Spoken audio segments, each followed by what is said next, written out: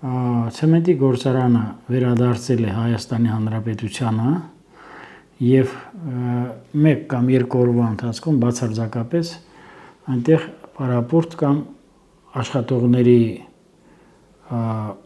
հարկադիր պարապորտ չի լինելու հստակ աշխատում են այո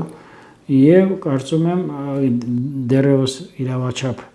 մոտեցումների մասին կարծում եմ ժամանակ կտակ որպեսզի արտահայտվեմ ֆիթնես ծառայությունը Խանջան փողոցի վրա գտնվող եւս անցել է Երևանի քաղաքապետարանին այնտեղ եւս աշխատանքը շարունակվելու է բնականon կերպով իսկ մեր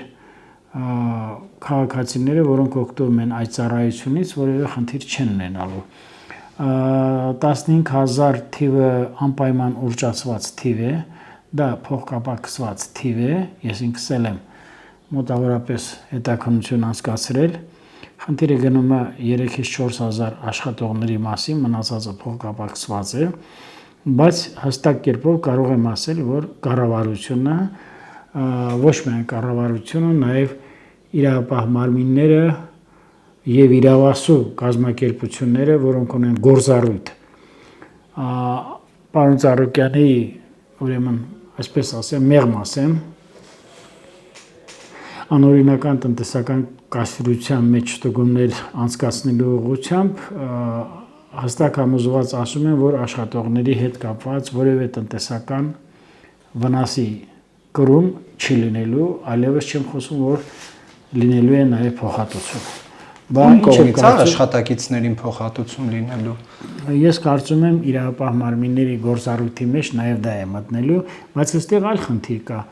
այսինքն երբ որ բացահայտվում է որ ցեմենտի գործարանը առնվազն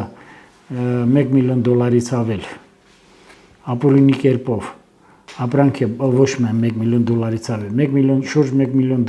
ունի հարկային պարտավորություններ պետության հանդեպ առանց ապրանքների փաստաթղթեր են ձեռք բերել նույնը նաև վերաբերում է բետոնի ուրեմն այդ արտադրամասերին նույնը վերաբերում է նաև ձախ ճանապարհով ցեմենտի իրացմանը այսինքն ինչ անեն համբերեն թե դարձյալ ասեն կանչեն պատվոգիր տան եւ ասեն շարունակեք